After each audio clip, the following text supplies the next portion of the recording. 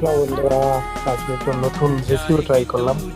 ট্যাংরা মাছ দিয়ে সর্ষে দিয়ে ঝাল। প্রথমে টমেটো কেটে নিলাম, পেঁয়াজ, লঙ্কা, কাঁচা লঙ্কা, পরে সর্ষেটা বাটা নিল। সর্ষেটা বাটা হয়ে গেলে পরে মিক্সচারে কাঁচা পেঁয়াজ, লঙ্কা, রসুন এগুলো দিয়ে মিক্সচারে নিয়ে নিলাম।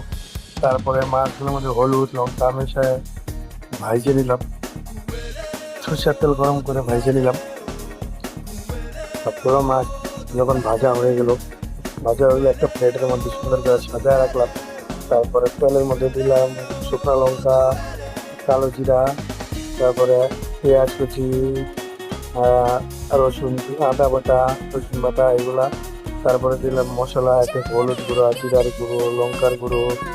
তার মধ্যে অল্প কষে তারপরে এটার মধ্যে দিয়ে দিলাম হলো টমেটো। তারপরে দিয়ে দিলাম হলো সর্ষে বাটা। তারপরে একটু জল দিয়ে দিলাম, জল দিয়ে আরো কিছুক্ষণ ইয়ে করলাম, জাল দিলাম। তারপরে এক এক করে সবগুলা মাছ ওটার মধ্যে ছাড়লাম।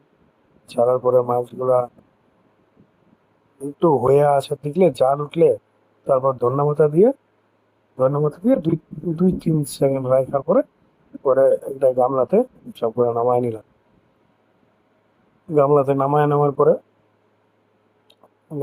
খুব টেস্ট হয়েছে রেসিপিটা। খাওয়া দেখো, নিজেরা বানায়, যদি দেখে ভালো লাগে বানায় দেখো।